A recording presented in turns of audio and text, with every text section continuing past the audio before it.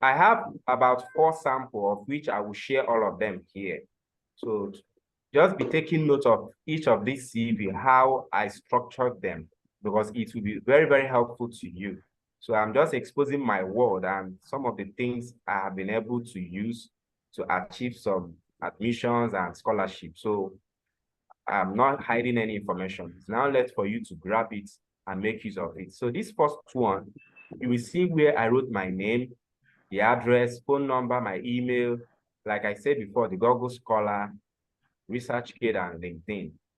So that was why I wanted to show you the message I sent to a professor in my LinkedIn account and his response and how I followed him up. So I will still show you that particular one later, but let's finish with this CV explanation. Then when you look at my education, I wrote the name of my school, Enugu State University of Science and Technology. I also wrote the year, the skills and ability. I wrote proficiency in the use of MS Word, PowerPoint, all those computer experience, data science, and all of them, machine learning basic research, critical thinking, project management, entrepreneurship, interpersonal communication, and leadership skills. Just like what I showed you in that PowerPoint that has to do with your soft skill and your hard skill. Then I also put down some of the awards and achievements, especially during your undergraduate level. If you happen to be the most behaved student, if you happen to be the most intelligent student, whatever award you have gotten or you achieved during that your academic journey as an undergraduate, you put them here. Then you now see my research experience. This is my research experience because I'm talking about this particular one. If you haven't had any journal paper written, or if you haven't had any article written so that you can present, you use your undergraduate research. That your undergraduate research, defense, defense na your undergraduate use. You see where I wrote undergraduate research at so school. Then you put down the topic of that your undergraduate research. Very, very important.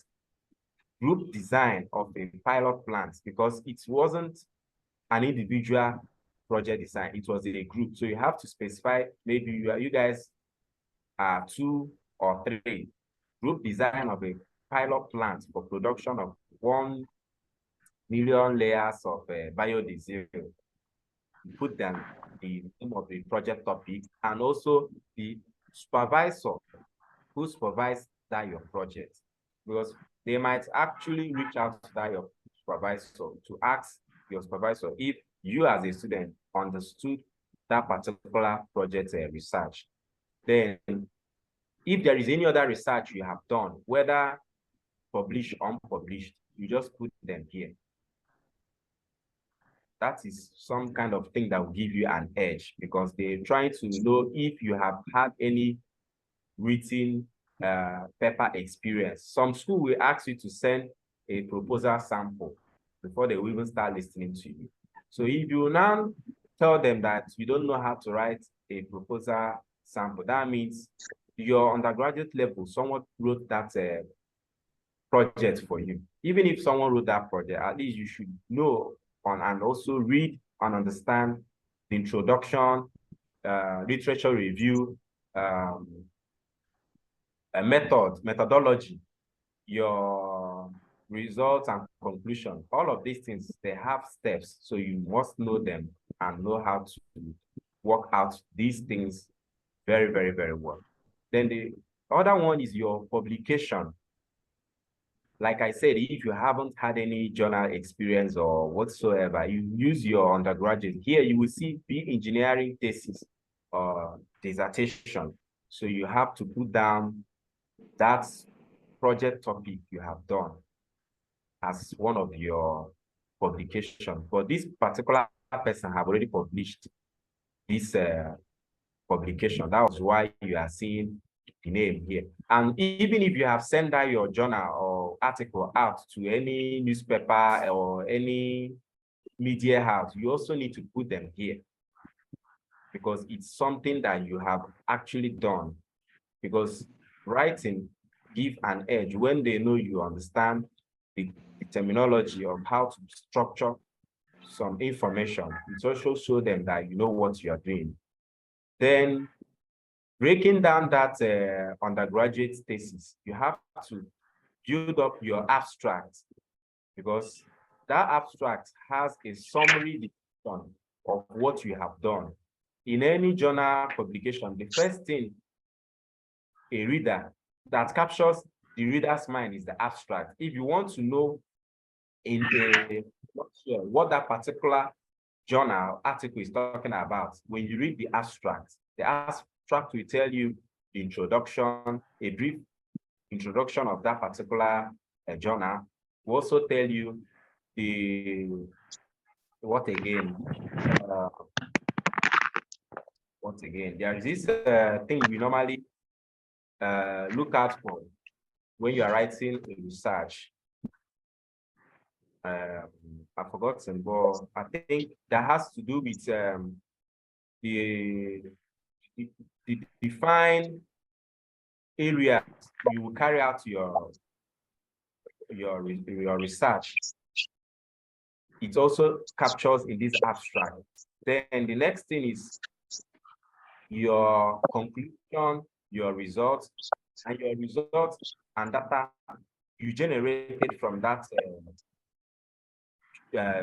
journal or whatever research you did. Sometimes it mustn't be a data, because I know some research doesn't require data, but there are some information they need to get. So you must have to put them, everything will be captured in your abstract. Then the next thing is if you have attended any conference, like I said before, notice conference attended here, put them down. And even if it's an online conference, just put them. If the conference has to do with anything that's not related to the course they are doing, just put them because they have impact. Because anyone who attends conference, who attends seminars, who attends workshop, have already started building some knowledge information on a particular course. So you just have to put them here. So just be taking down all this information, how they are being arranged, your academic, your research area, the conference. Then you have here work experience. You start putting down your graduate internship as a copper. If you have served, you are still serving, you put them here. Then industrial training, for those that have done IT, you put them here. Then if you have any volunteering experience, you have worked with various NGO, both in your community, in your church, anywhere that you have worked, any volunteering experience, you put them down, just like what we have here, the National Youth Service Corps Road Safety Group.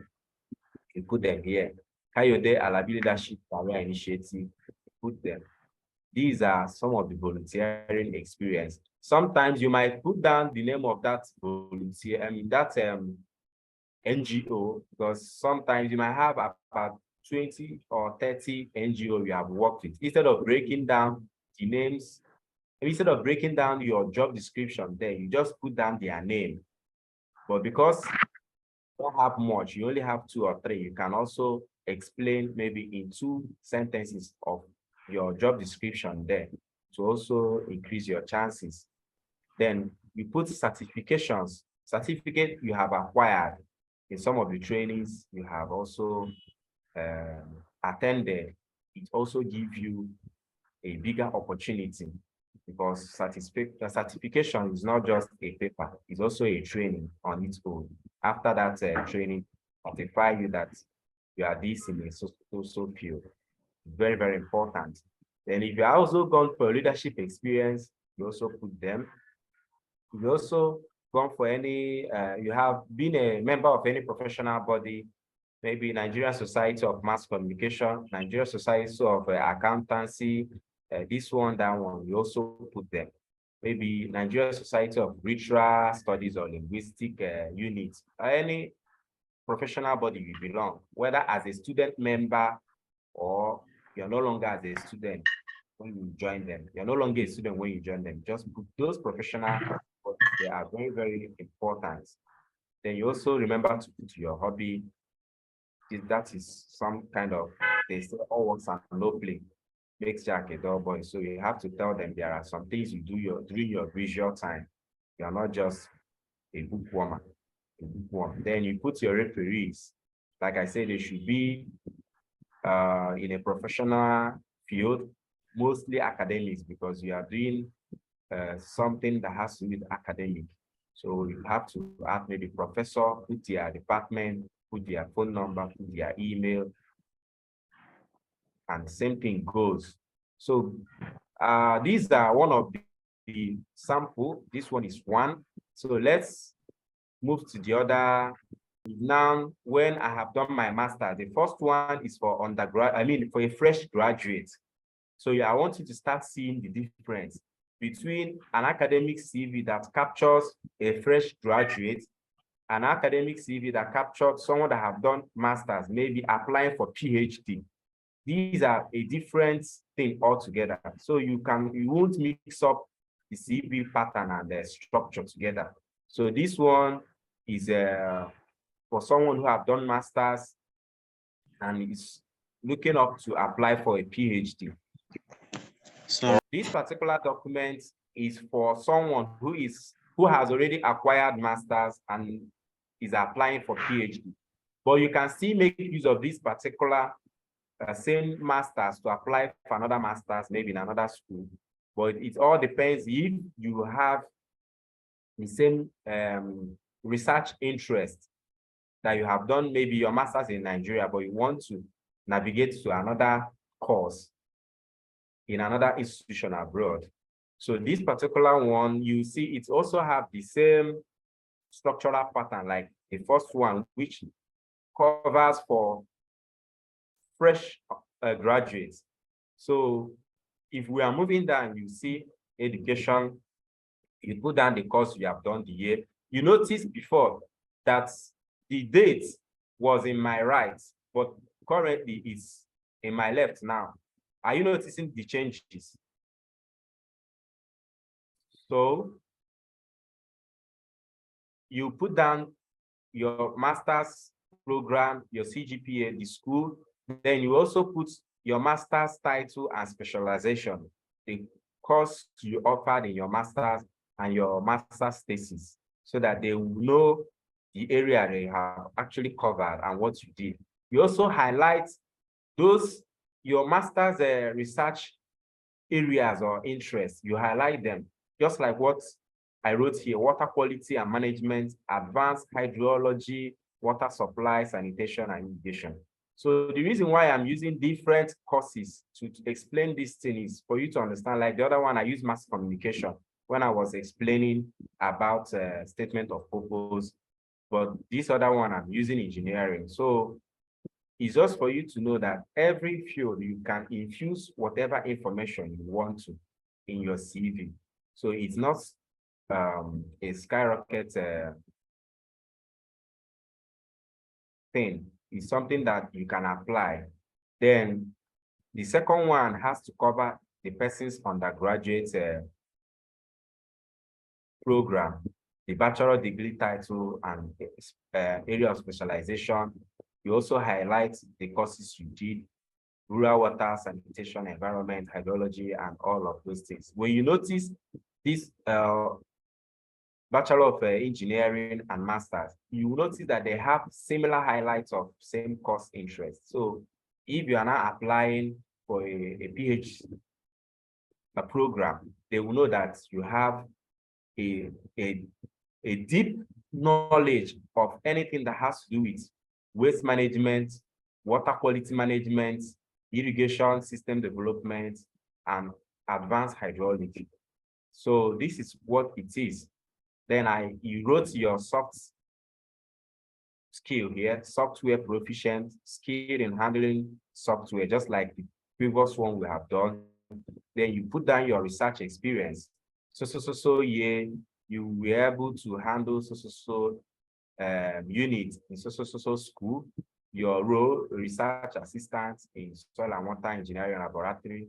Then your teaching experience, you will also as assistant lecturer, or you work in this particular department, or you work in this particular firm. Maybe you work in a bank, you are the cashier, or you are the human resource manager. You attend to customer. You look for this professional, language explanation of what that course entails. So you don't just use any word. That's why you need to make research about them and put them down. Then this is your teaching experience. Then you also put down your research interests. These are the research interests, what you are looking out for in that particular course you want to study. Research interest is in every field. You must have to know what you want to study and put them down. The only difference is that the research interest might not really be maybe as large as some areas. Maybe in engineering, you might have different research interests, but in some other field, maybe in mass comm, it might be limited, but it's also broad when you start digging into that particular field. Then here is where you have some publications. These are some publications that I have done. You put down your name and the journal publication that your work was published. It's also very, very important. Even if you haven't published, but you have an article and the article is being published in a newspaper, you put down your name, the title of that your article, put down the name of that newspaper, put down the page, put down the name. All these things are things that give you an edge. The conferences you have attended, you put them here. The internship program, put them here. The training you have acquired, you put them here. Just like I said, any training you have attended, just make sure it captures them. Then your humanitarian engagement, here I wrote social and humanitarian community services. You notice that there are numerous NGOs that I have worked with. All of them are not here, but I have to limit them to this number. Because if I should start adding them, it might be up to 4 or 5 pages. And I didn't even write some of the job description. I only write some of the position I held. So instead of writing, I did this, I was just writing program officer, coordinator, volunteer, I'm a member in this, I'm a president in that. Because if I start breaking them down, the pages will be up to 4. Just like we are told initially that our CV has to be 2 or 3 pages maximum. So you wouldn't just have about 4 pages CV that will not give you a good outcome of who you are. Then you also put your language, that you are good in English, proficiency, and Igbo. Then members of a professional institution, just like the first one I showed you. Then your referees. This one is a second CV format that you will need to develop and work according to your own course interest. So we should just be taking note of this particular CV structure. Then I want to show you another one. What sample I'm showing you? I have my passport here, and I have my address. This particular one has a different style now.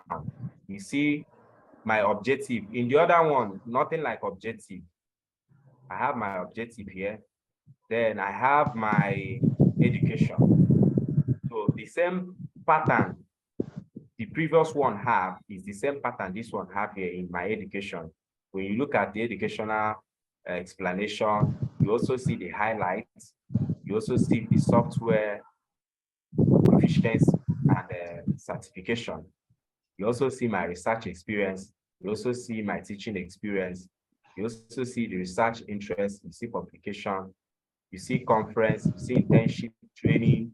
You see the only thing that is different from this one is this particular CV has my picture and also have a different address now moved to the right, not longer being on top as the previous one.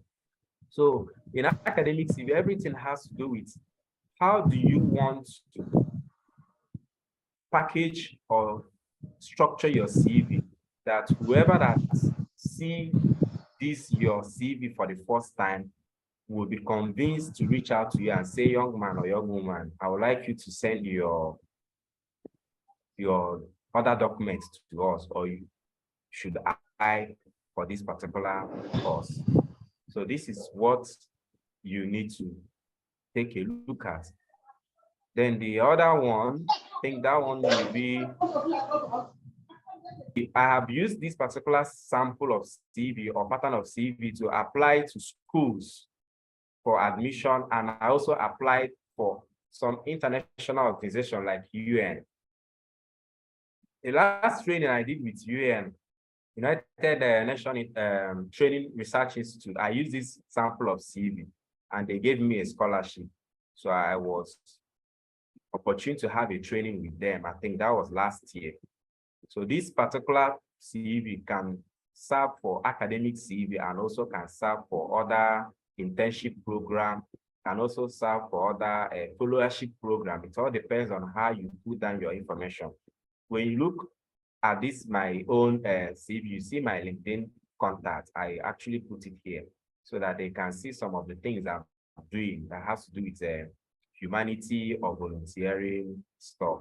So when you look at my profile, I wrote in this particular CV, I have a background in engineering, education, and humanitarian entrepreneur.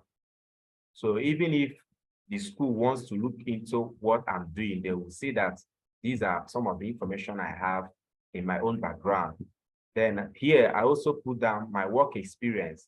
So you notice there is no difference between what I have here and what I have in the previous CV I have shown you, guys. So my skill, the same thing. My education, the master's is here, professional diploma in education, Bachelor of Engineering, training, all this training I have acquired, I also put them here. Then award, I have to now add award because in the other one, award wasn't there. But I have to add some of the award, exceptional youth, this one, that one, all the award I have gotten so far, I have to limit them because of the pages. Then language, internship, social volunteering, these are the things that you have seen in the previous CV. Media appearances, some of the radio programs I have done in the past, I have to include them because you have to sell yourself now and tell them you are the best candidates. Service and leadership, I also include some of my leadership positions, both in school as undergraduate, both in church and my village. So you have to put your service and leadership position. I also included some conferences and publication and member of professional institute.